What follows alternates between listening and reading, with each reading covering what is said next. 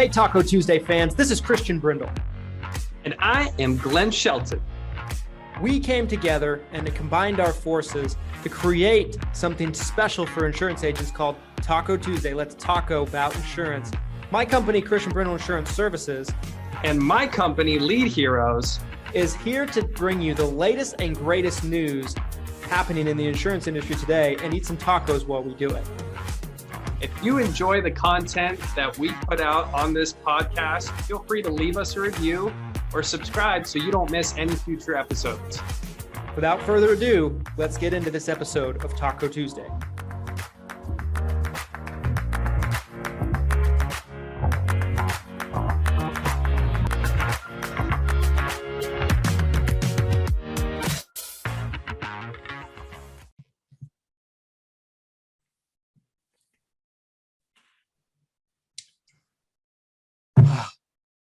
Welcome back, guys, to another episode of Season 3, Taco Tuesday. Let's taco about insurance. He's Glen Shelton. I'm Christian Brindle.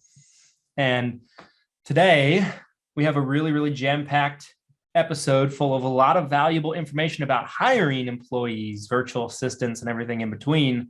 Mr. Shelton, how are you?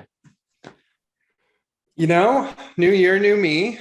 I'm also bald now, you guys. So I'm trying to look more like Christian because I guess this is the face of success right here. So my beard's a little longer than him. I feel like as time goes on, we both slowly morph into one being because my beards keep growing out and your hair starts to just whittle down on the top. And watch when the summit happens. We are literally like, it's like same beard, same. It's just like, we look identical. You have glasses on. It's like, everyone's like, what is going on? They're like, this is weird. So I have a pair of prescription glasses. Oh no, I didn't even know that. And they look a lot like yours. Oh no, it's happening. It's happening. I'm being cloned. I'll bring them next time just to be weird. And I love it. We wear the same clothes at the summit and like yes it's like a uniform. Be like, what is going on between you two? You guys are spending too much time together. So yeah, new year, new me, you guys. I got COVID back in August. You know, I was definitely losing some hair. I personally think that when I got COVID, it accelerated my hair loss, and so it was just so thin on top. I was like, I've got to just take it off. Join the club. So here I am. This is going to be the face you'll be seeing. Super excited about today's topic. This is episode 2. Christian, what do you got for tacos today? Yeah.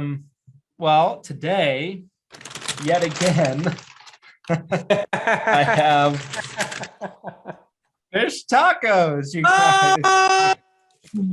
Fish tacos, lime and all. You know, that's a good point of topic debate for tacos on Taco Tuesday. Let's talk about insurance. I used to not be a big lime believer, but now it's almost mandatory for my tacos. I love lime on tacos, especially fish tacos. I mean, that seems like it's got to be a must, right? Mm-hmm. Yeah, absolutely. Got to be. What tacos do we got for Mr. Shelton today? So it looks similar to last week, guys. Is this a taco? Is this a burrito? Sure, looks like a burrito. Looks like a burrito to me. Smells kind of burrito-y. It's still a lettuce burrito. I got you guys again. That's 2 weeks in a row. Gotcha.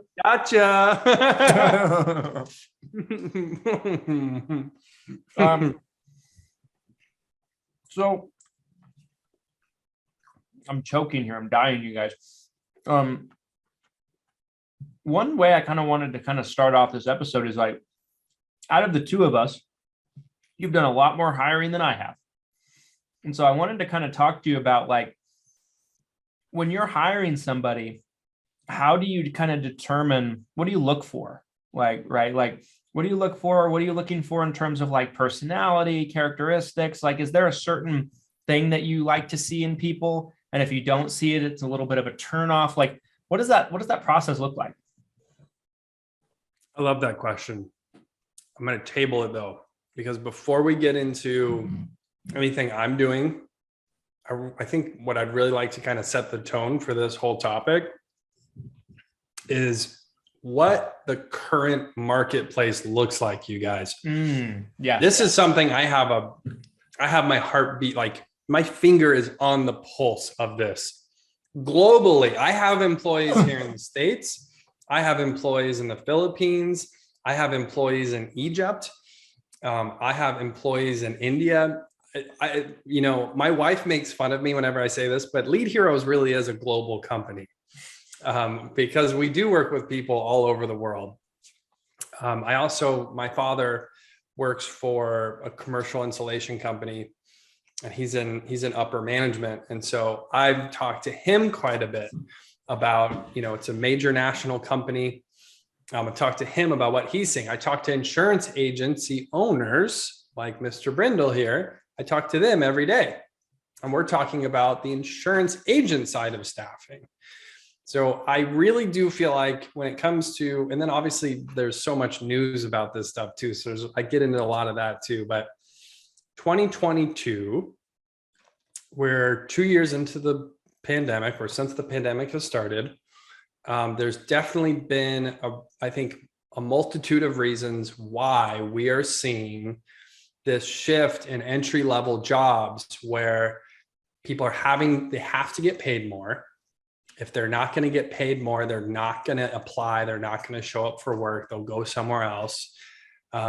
They want, a lot of times benefits. I mean, I'm seeing a lot of like unionization going on, right? Starbucks, I think, just got unionized for the first time. They have like a couple unions. I think Amazon either is about to, or they just did. I mean, it really, the pandemic's kind of spurred this where the individual employee is looking for more from their company. And so you really need to come into it with that perspective. Like, there's a lot of opportunities out there. A lot of people are choosing not to take these opportunities because maybe they're living with others. Maybe they have their expenses handled another way. But that's kind of like, that's what the workplace looks like right now. If you're trying to hire someone, Christian, I would love, before, again, I answer that question, do you want to talk about kind of what you've seen when you've tried to hire people, for coming into your office? Like what's been your experience? Yeah. I mean, I think, I think one thing that you said that I really, that really jumped out at me is like, what's going on at this point in time? Like in the past, as long as I've been here, in the industry, and before I started hiring people myself, I was able to kind of observe my dad, who ran an agency, and kind of see him, hiring people and kind of see his process and things like that. Granted, we're very different people, so our processes are not exactly the same, but and one thing I can honestly say is I can probably count on one hand how many times we saw people working from home that worked for us for many, many, many years. Nowadays, though, we've had to basically shift and change how we do things. So we have to be set up to work remotely at a moment's notice and work from home. So like, I'll give you an example. My assistant has caught COVID twice, tested positive twice. Last week, her husband tested positive, and she decided to work from home just to stay away. Yeah. And her kids stayed home from school and all that stuff. And so she worked from home for most of last week. And we're able to do that now. And so I'm looking for people that I can trust, one, because I mean, this as well as anybody, you really have to have a sense of trust when you're working with somebody remotely, because it's harder to manage them. It's harder to keep an eye on them, right? You have to, 100%. You can't touch them. You can't walk into their room and like, what are you doing kind of thing. Right.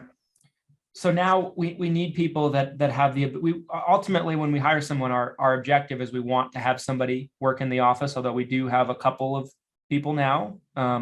One that we actually work with Lead Heroes on, right? A virtual assistant to work, to help us out and do things virtually. We also have, another person that's, on the East Coast that works with us now remotely. And so, but ultimately the intention is to have somebody work in the office, but we need them to be set up to work from home at a moment's notice because it's just unpredictable in the world right now.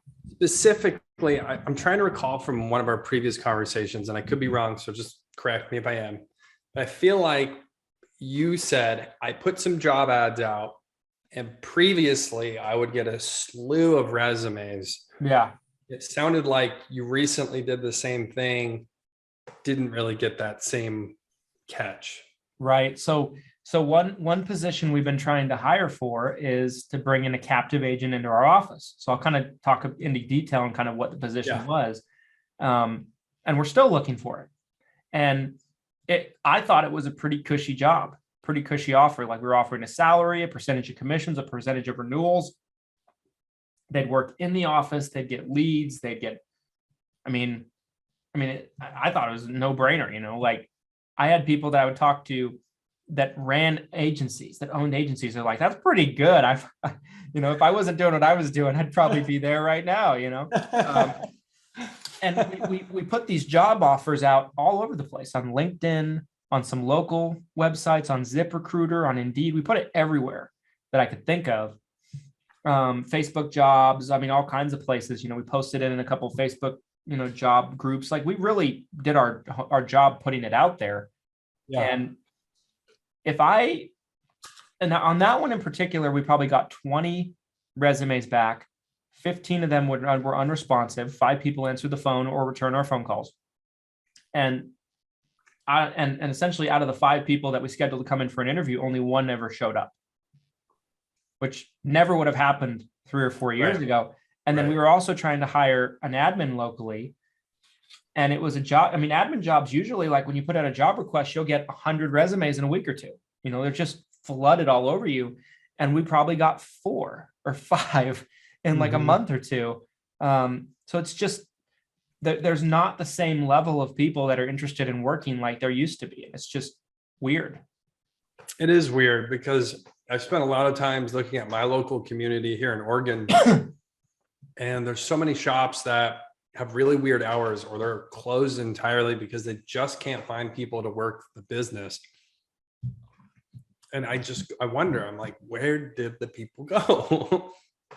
I don't get it, like, where are they? But one thing, I just had something and it escaped my mind. Now I remember. So inflation, like we all know inflation is happening. They just reported the highest inflation increase since the 1980s. It was a 7% increase. Kind of the basic rule of thumb is that means the value of your dollar just went down, 7% in the past 12 months.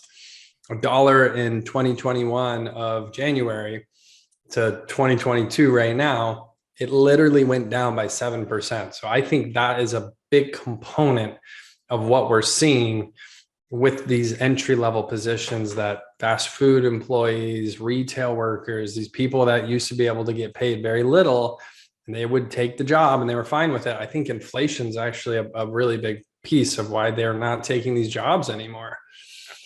So again, employee wages going up.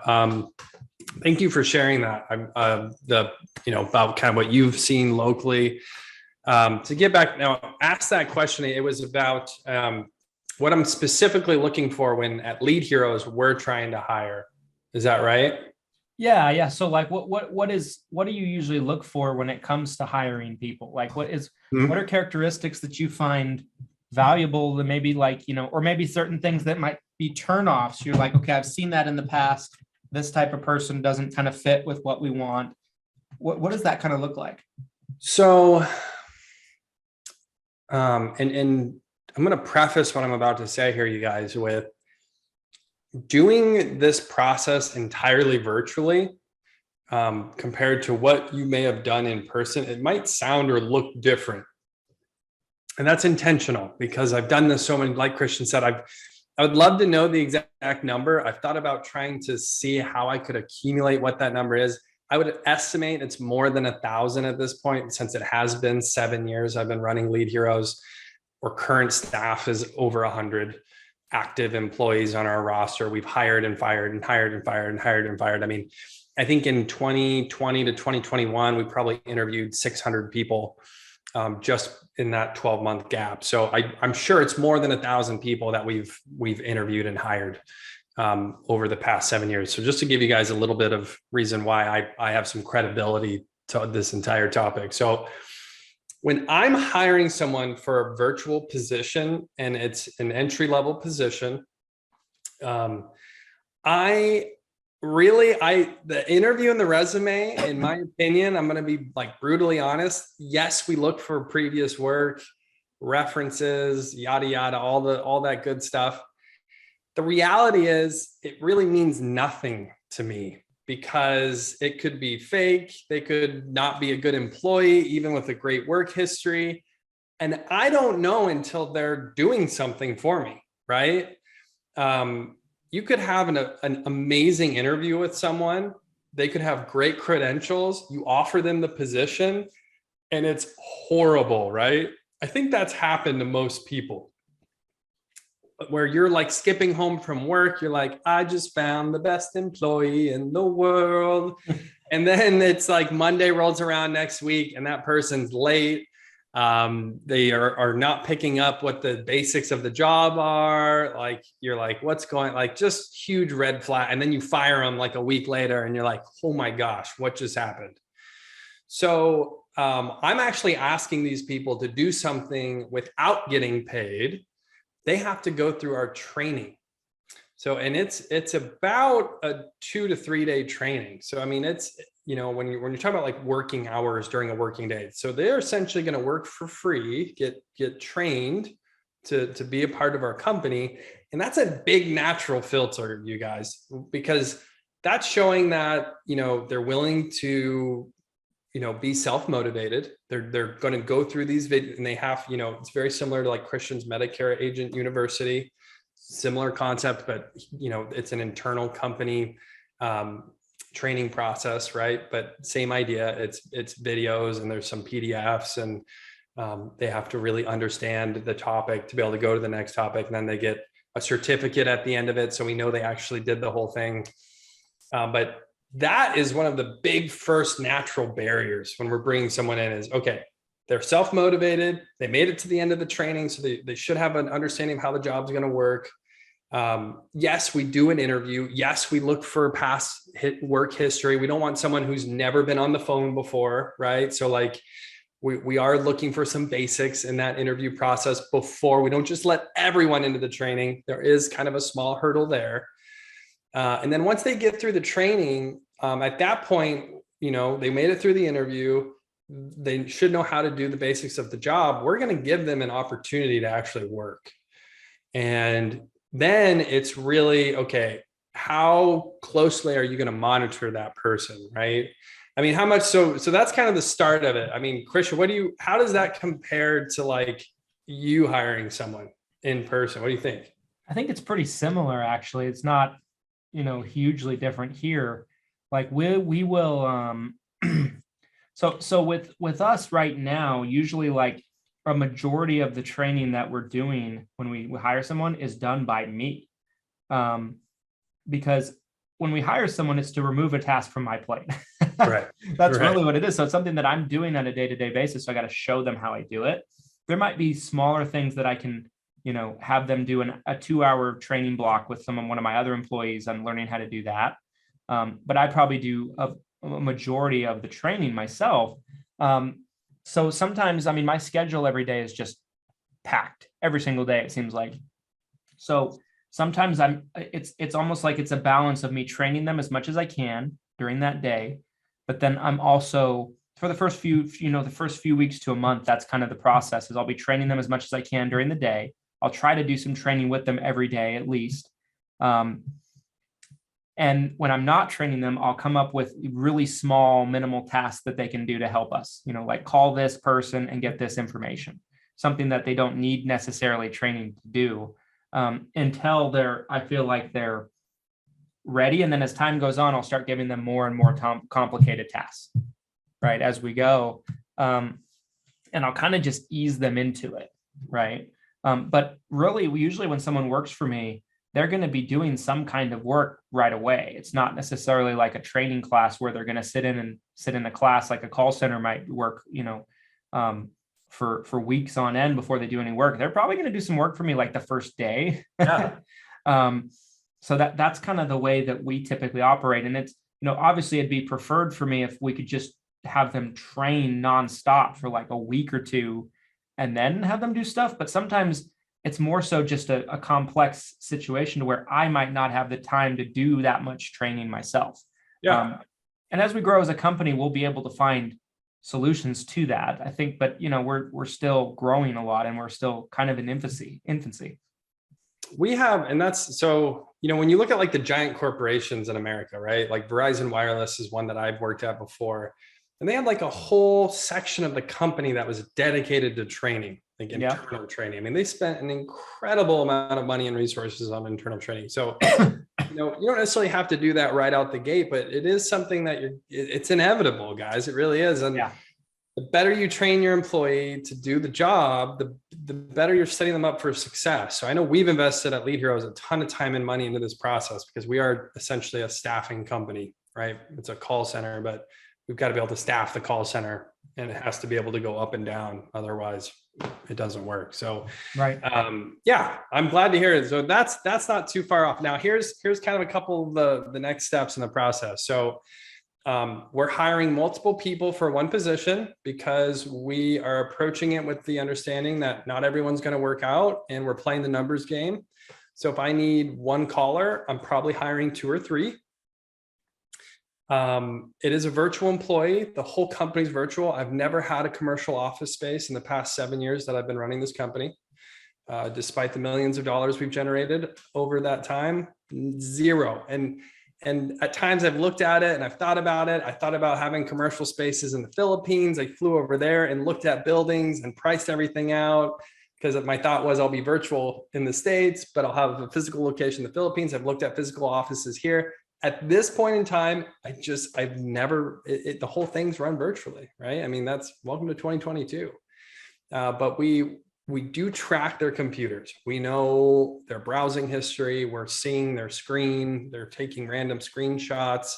That's a big piece of success with a virtual employee. Not every virtual employee needs that sort of micromanagement, but when we're doing the sort of staffing that we are, it's critical to be able to see what's on their screen. There's a bunch of different softwares that can do that. So we are tracking them. We know what they're doing. We can also track them through the dialer, of course. What's their activity level? Are they making the calls, et cetera? So we have multiple methods of tracking them virtually. I mentioned already we're hiring with intent to fire, right? So we're going to hire 3 people and most likely 1 or 2 of those 3 will fall off naturally. They don't show up. They can't do the job. I already kind of talked about some of those things previously. And then the first week, here's kind of the final piece of it too. And then I'll turn it back to Christian. I want to hear kind of how it compares to him. The first week, they're under a microscope, you guys. I've got 2 layers of management that's just on top of them.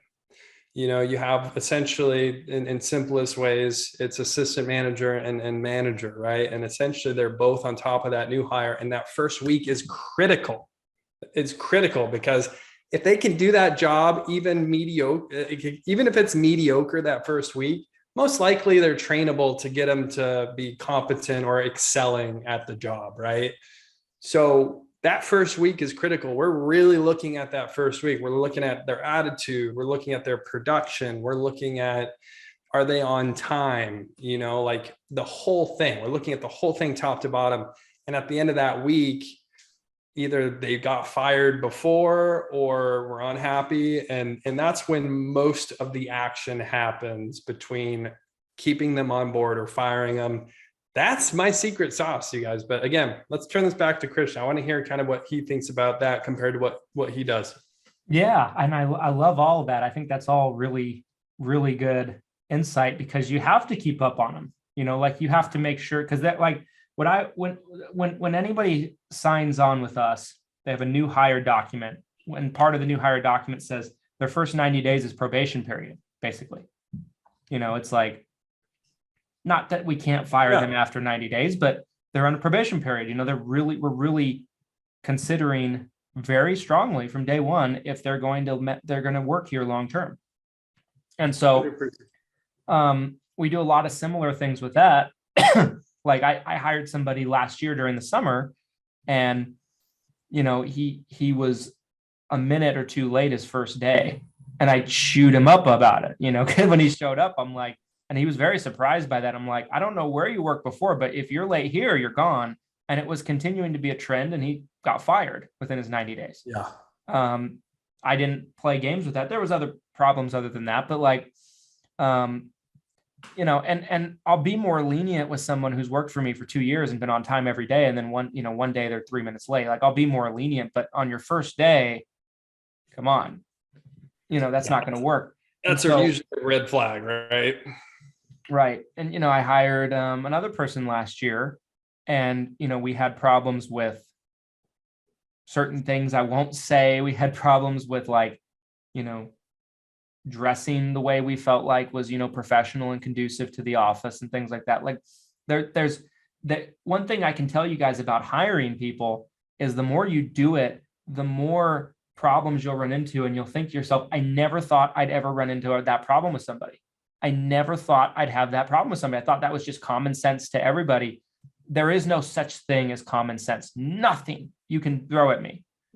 You can't find somebody that you'll hire that they won't do that. You know, like brush your teeth. You'll one day you might hire somebody that doesn't brush their teeth. They'll brush their teeth once a month, and they'll come in and breathe on you, and they go hi, and you'll be like, you know, whatever it might be. You know, I mean, so on really fast on that point, I just want to jump in and say we've caught people utilizing our management team and utilizing our software. Like I said, we have several different ways of tracking these people. That's how the company's been successful, and we've stayed alive, right?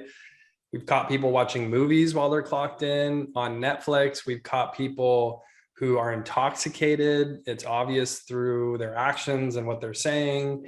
You know, we've caught people, you know, just goofing off, not paying attention, web surfing, social media. Like, so like what Christian said, I mean, you might think the best of someone. They might be a great employee even. And that's when it gets tough, where it's like, oh man, I've got to let you go. Like this is unacceptable. You did great, but we can't have this behavior here. Like, I'm sorry, you know? And it's not fun to let people go either. Like that's something that, like, when people think about hiring people and they're like, oh, it's going to be, they think about all like the good stuff. Like, oh, I will, you know, I won't have to do this anymore. I won't have to do that anymore. It's going to help my business. And they just think that from this, you know, growth perspective. And they doesn't even cross their mind the process of getting rid of somebody if you hire the wrong person, which if you do enough hiring, it's inevitable. You're going to have to let people go. Like Glenn and I have had conversations in the past, people that working for us, you know, to where I'm like, I know I can see it within a week or two that they are not going to be a good fit here long term, but it's just an agonizing thing, you know, because 100%. And that's the other thing, guys, when it comes to hiring people, is like letting people go, especially if you're doing, you know, and I'm sure it's this way too, you know, virtual, but I think it, you know, when they come in and they're, you know, 2-3 doors down from you, you have to sit down, look them in the eyes, have a conversation. There's a lot of times there's crying, like it's not fun. And, you know, it's, one thing I can tell you guys is like, it's almost like being in a bad relationship. This is what I've learned. Yeah. You have to just rip the Band-Aid off and let them go, because every minute that you allow them to stay there and you know there's no future for it, you're preventing them from going off and finding where they should be. So it's almost like a selfish thing, because you don't want to feel that uncomfortable feeling, but you have to just. Yeah, it's inevitable. Yeah. Yeah. So the term, you know, it might sound like silly almost, but the term, like, it's just business, right? Like, it's just business. Like, if you're not doing your job, you're not making the company money, and I'm paying you money, it's just business. I can't let you work here. Like, it's really simple. Like, I love you as a person. There's a very good chance that I might even have a friendly relationship with you. I mean, I've fired people that I've really liked over the years. It's really just part of being a business owner, you guys. If you really can't figure it out or you just have like a huge emotional connection issue, which I get. Again, I've done this before. You have to figure it out. It's part of the business.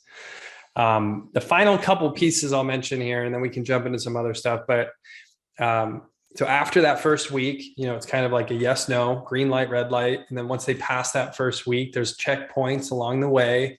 It's like week 2, month 1, month 2, month 3. That's kind of like some of the initial checkpoints. We do monthly and quarterly reviews on all active employees. We grade the employees down to an actual number. So we actually have a number attached to every single employee. It's their performance scores. They're aware of their performance scores. They know how their performance scores are calculated. And that's, again, it might sound almost cold or harsh. You think about maybe some of these big corporations like Intel, Amazon, and they're structured very similarly because you have to, you guys, when you're scaling a company, you have to have these metrics. You have to have data on your employees to be able to make decisions like, okay, anybody who's below this score, we're going to have to get rid of because they're actually losing the company money. Boom, bottom 10% gone. So that's kind of our whole process at Lead Heroes, you guys, in a nutshell. But yeah, what did you think? What did you think about conceptually I don't know if I've ever really shared all of that before. Yeah, that's fascinating actually for me, like to kind of see the inner workings of it. Yeah. But yeah, I mean, I think for us, we're not big enough yet where we have employees numbers, but I know at some point that makes a lot of sense. I can see how that would work. Like we're probably at about 6 employees at the moment. And so, but when we get to 20 or 30 or 40, who knows, what we'll be doing. Especially when you have agents, you're gonna essentially have your own scoring algorithm with agents, as you grow your agency more. One thing I've always done with newer employees, and I want to ask a question of you after I say this, but yeah.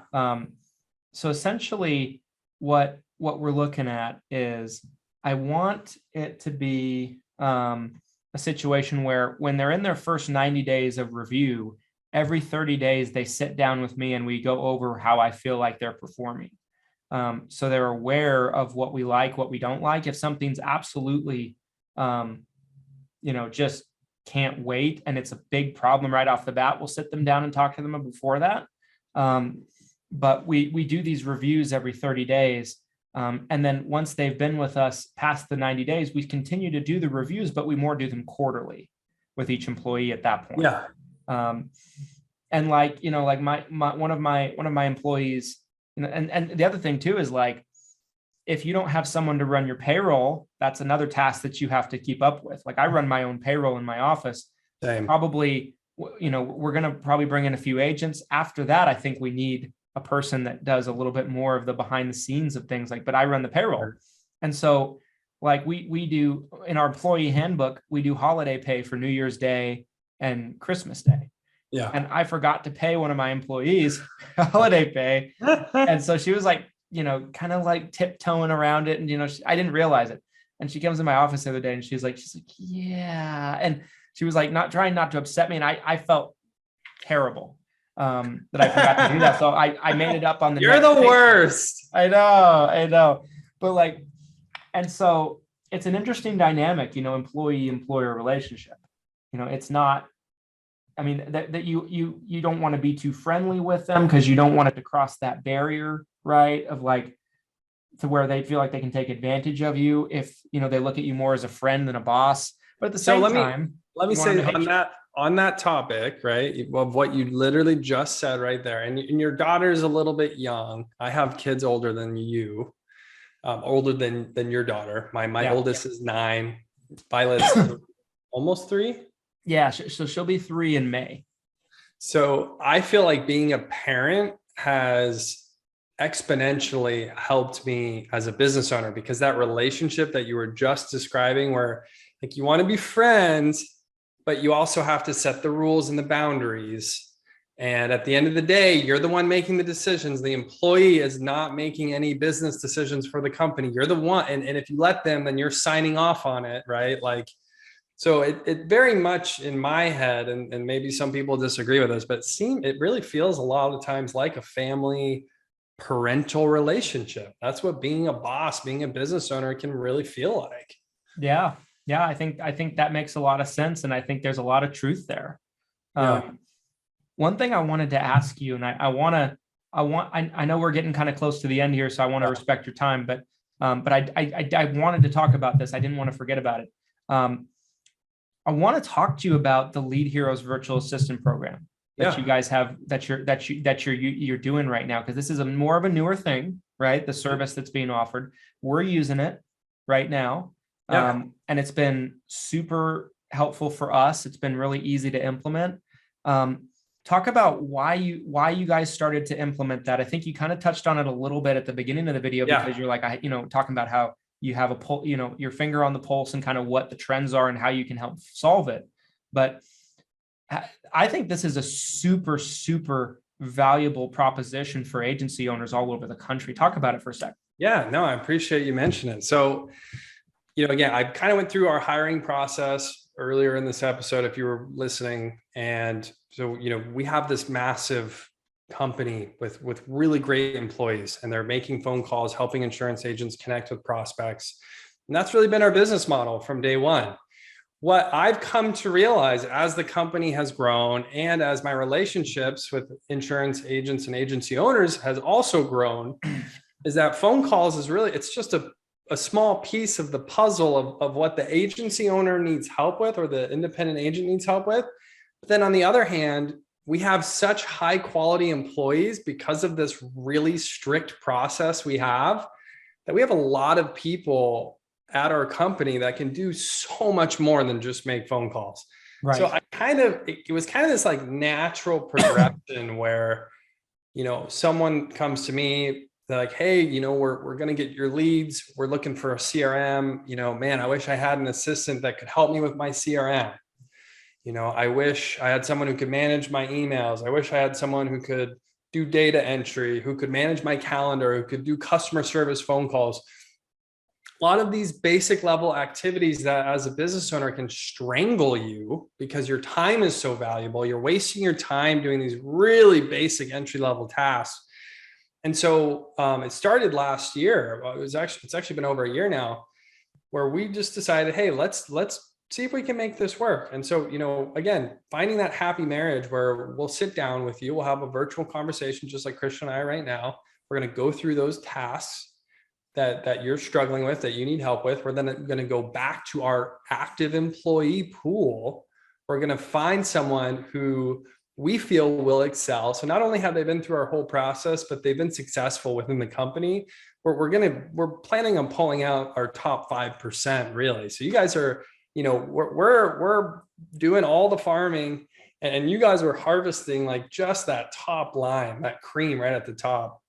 And then turning around and hopefully eliminating a lot of these low-level tasks, these non-revenue generating activities that agents and agency owners are just struggling with. I mean, I think it's an epidemic.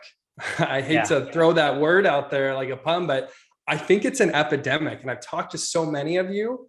And as a business owner myself, I've gone through a lot of it. So it's hard sometimes because the agent won't see it. And I will be looking them in the eyes and I'm like, you need help.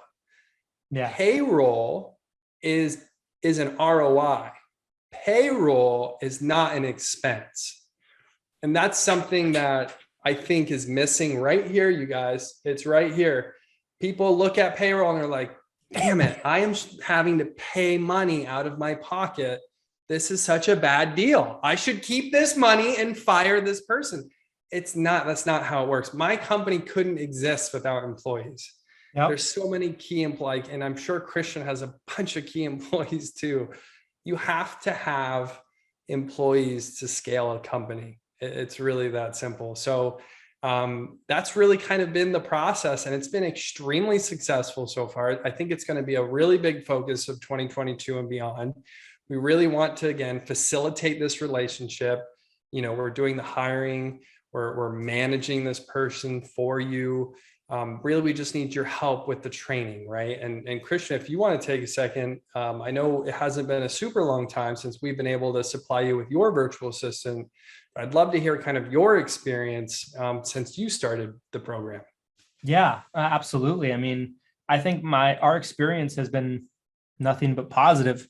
If I can get away from this light. I was like, it's like, man, really positive. He's jumping. Really positive. Positive. But, actually, just got a message from our virtual assistant, from you guys, just giving me an update on how things are going today. Like, it just popped up on my phone as we were talking. So, like, I think one thing I can speak to is the ease of being able to kind of integrate the person into helping us with what we're doing. Like I said, one of my biggest challenges when I hire a new person is getting them trained. That's always been a challenge because I'm so busy all the time as the agency owner. And a lot of you guys will run into that problem. I know I'm not alone there. It's almost like a chore sometimes getting them up to speed. Like it's worth it. It's the time investment into the person because you need to get them trained. And we definitely, need to get people trained. But I think, one thing that really struck me right off the bat is, she's very intelligent. She's very quick to pick up on things, and very accommodating, happy to do anything that we've asked her to do, and, trying to go out of her way to be a problem solver. I think that's one thing that, like, when I hire an employee, I'm really looking for. And 100%. I like that, this person goes through the Lead Heroes culture. So they have the Lead Heroes expectations and training put into effect. So they have those characteristics right off the bat. They're not going to set you up with somebody that's not, resourceful, that's not, respectful, that's not hardworking. Like, you're going to get all that. And they basically have gone through the process of weeding out people that don't fit those characteristics for you. And so you're basically guaranteed to get a good person. That's one thing that I've observed about it is because, it's been a very good experience. And it's only been, a week or two here, but it's been a very good first couple of weeks. And, she's already done a lot for us right off the bat. And we haven't spent a lot of time training her on things. But what I have trained her on is she's picked it up right away and ran with it. She's done a great job. That's awesome. And again, like, as if you're a chef, right, or if you're a cook, one of the key starting points is quality ingredients, right? Like you can't have like a 5-star meal if you're buying all of your produce from Walmart, right? So that's really where we come in, you guys. We are going to give you quality ingredients. We want to give you someone who we feel is going to be super successful. It's early in the program, but so far we've had 0 fall off from virtual assistants that we've placed. So I would love to see how high we can keep that. I have a personal goal threshold of 85% or more. So I'd love to see, a year from now, what our placement threshold is. But the idea is that I have some virtual assistants at Lead Heroes that I've worked with for over 7 years now. And I can't imagine running a company or my company without them. And I want to give you guys that same experience. I want you to think like, I don't know how I could even get through my day without this person helping me out. That's the goal. That's what these people have done for me. And when I'm trying to set you up with someone, that's what I want them to do for you. I want them to really help your day-to-day activities, free up your time, manage processes where you don't have to be involved, help you bring in more revenue. I mean, across the board, it really is a slam dunk. So right now you can try it out for 2 weeks completely free. That's how confident we are in this program. Is you don't have to give us a credit card number. All you have to do is sit down, talk to this bald-headed man right here for 30 minutes to an hour. I'm going to go through the tasks you're looking for, your expectations. Within a week, we typically can place that employee in your business. We're going to help make sure that you are getting them the training that they need that's going to be hand-tailored to the task that you want done. And then it really should be rinse and repeat, and that person should be able to free up your time from there. So if you're interested, you guys, check out leadheroes.com. If you go to our navigation bar, there's a virtual staffing link. The virtual staffing link takes you to the landing page and you can schedule a call with me right there. That easy. Done. I love it. I love Yeah. it. I think it's great. And guys, if you can't find the Lead Heroes website, it's easy to find. But if you're struggling, the link is in the description of all of our YouTube videos. So go check it out. Yeah, I mean, I want to be respectful of your time. You shared a lot of amazing insight that I think can help people hire more efficiently and more effectively. I think, I think guys, make sure that you listen to what Glen's talking about, because there's few people that have gone through. I mean, you heard him talking like they have levels in their business, like they have managers, assistant managers, like a hierarchy in their business structure. So he's gone through the growing pains of kind of figuring some of this stuff out. So he knows what he's talking about, and so like I defer to you when it comes to hiring on things. And so I think there's a lot of gold nuggets and a lot of really good information that was shared. No, I appreciate it. One thing that came up that we didn't really get into, payroll.